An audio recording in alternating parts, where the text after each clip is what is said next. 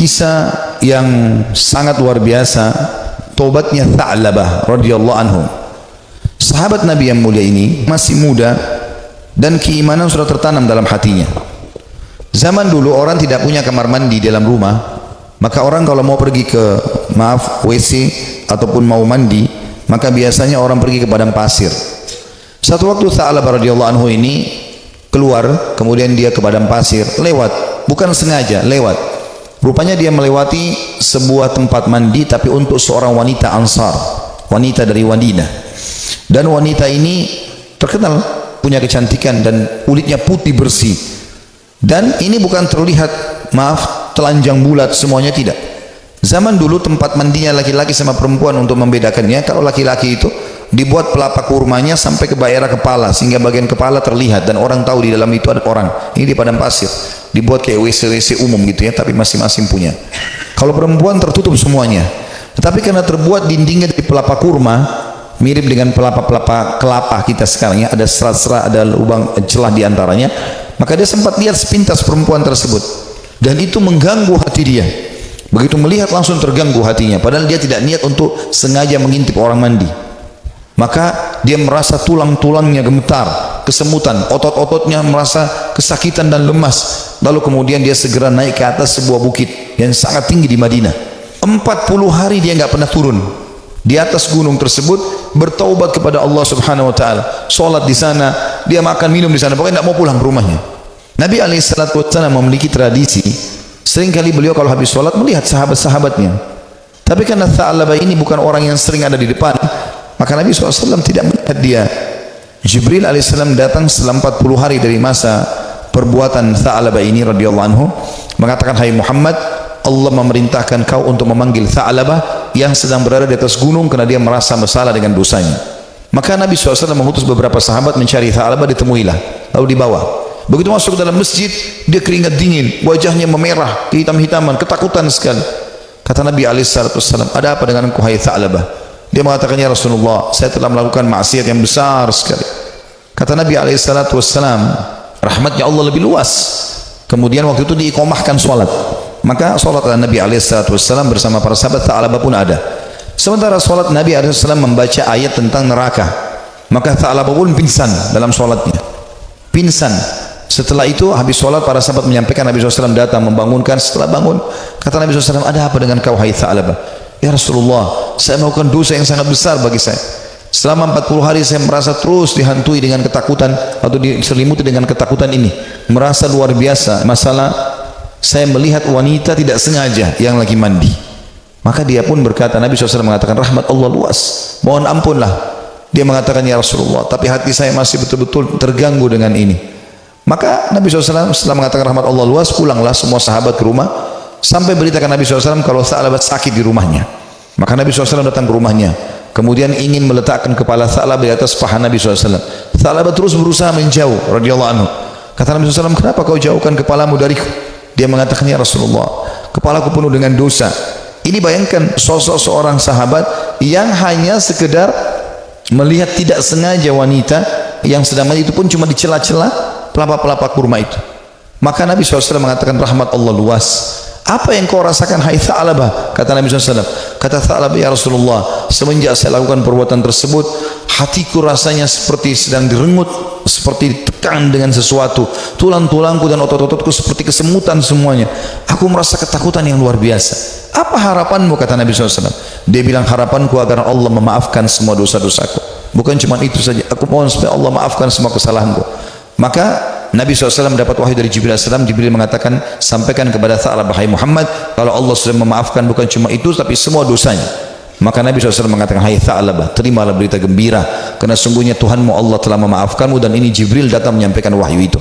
Maka Tha'labah pun bergembira, senyum, kemudian dia bertakbir lalu meninggal dunia. Maka pada saat dia wafat, teman-teman sekalian radhiyallahu anhu, sahabat Nabi yang mulia, saking takutnya dengan Allah sampai mati, meninggal, ajalnya datang. Waktu itu Nabi SAW mengatakan, urus jenazahnya segera, kita kuburkan, dimandikan segala macam, disolati. Habis sholat, lagi mau diantar ke kuburan, Nabi SAW jalan sambil sedikit beliau jinjitkan kakinya.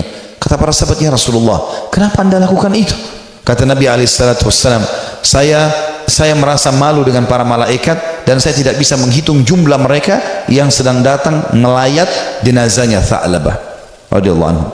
Sahabat Nabi yang mulia memberikan pelajaran kepada kita bagaimana mereka bertaubat kepada Allah Subhanahu wa taala.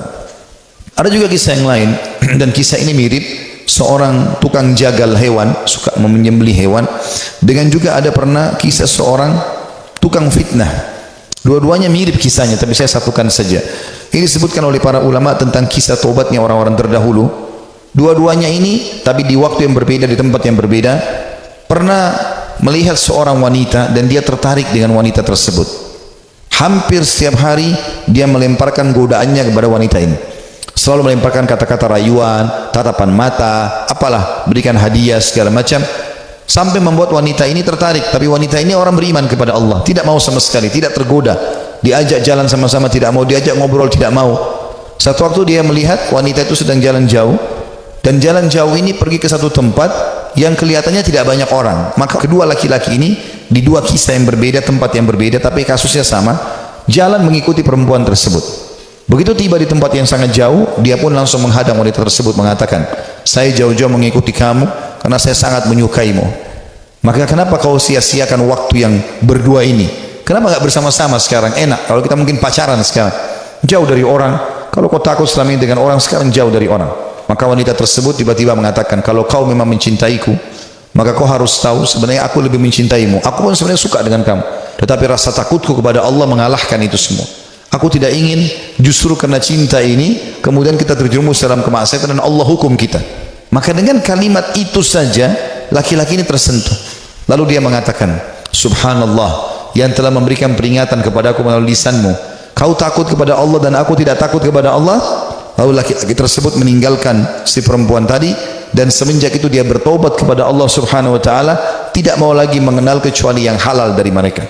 Seorang salafus saleh yang lain yang luar biasa, dia karena takutnya dengan fitnah wanita, maka dia mengatakan, ya Allah, hilangkan syahwatku dari seluruh wanita yang tidak halal bagiku. Maka dia mengatakan, demi Allah, Allah kabulkan doa saya sehingga tidak ada syahwat kecuali pada istri saya saja, pada yang halal, dan tidak ada bedanya antara wanita yang tidak halal bagiku dengan sebuah tembok.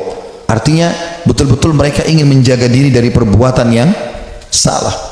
Ini kenapa saya sebutkan banyak kisah anak muda, karena memang anak-anak muda yang banyak terjerumus dalam kemaksiatan karena mereka punya potensi, energi, banyak sekali kesempatan, dan ingin tahu sesuatu itu lebih besar daripada orang yang sudah berumur. Walaupun memang orang berumur pun bisa terjadi, tapi umumnya orang kalau sudah tua khawatir berbuat dosa.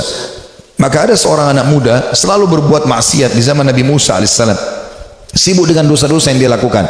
Setiap hari diingatkan, Nabi Musa tidak mau tahu, sampai masyarakat dari Bani Israel pun sudah merasa ini orang tidak ada lagi solusinya nih. Maka mereka mengeluh kepada Musa alaihissalam. Allah pun berfirman kepada Musa melalui Jibril alaihissalam, usir anakmu itu dari negerimu, tidak boleh lagi ada di sana dia. Maka Musa alaihissalam menyampaikan kepada Bani Israel kalau Allah sudah menurunkan firman-Nya menyuruh anak muda ini diusir. Maka anak muda pun itu diusir dari kota tempat Nabi Musa alaihissalam dengan Bani Israel tinggal. Terus saja dia jalan sampai tiba di sebuah padang pasir yang luas. Kemudian dia merasa dirinya sakit, lemah, terpukul karena jauh dari orang-orang. Maka dia pun lalu berkata, ya Allah, aku tahu aku telah berbuat dosa, tapi rahmatmu jauh lebih luas. Aku bertobat dan beristighfar kepadamu dari seluruh dosaku ya Allah, maka maafkanlah aku. Terus dia ucapkan permohonan maafnya kepada Allah sampai 3 hari berturut-turut. Setelah itu dia meninggal dunia, si anak muda ini. Setelah dia meninggal dunia sendirian di padang pasir itu dengan kondisi menyesali kesalahannya. Maka Musa pun alaihissalam didatangi oleh Jibril. Jibril mengatakan, hai Musa, Tuhanmu Allah memberikan perintah kepadamu agar engkau keluar ke padang pasir ini, dan itu disebutkan cirinya. Di sana ada satu wali Allah yang Allah suruh kau mengurus jenazahnya. Maka Musa alaihissalam pun keluar ke padang pasir yang ditunjukkan. Begitu tiba di sana tidak dilihat kecuali anak muda tadi yang memang dianggap orang ini buruk di tengah-tengah Bani Israel. Maka pada saat itu pun Jibril alaihissalam mengatakan kepada Musa, sesungguhnya orang ini telah bertobat selama berapa hari meninggalkan negerimu dan Allah terima taubatnya. Maka Musa alaihissalam pun mengurus jenazahnya kemudian menguburkan dia. Begitu luasnya rahmat Allah Subhanahu wa taala bagi orang yang masih melakukan kemaksiatan dan berpikir bahwasanya susah untuk bertaubat. Tidak ada yang susah teman-teman sekalian.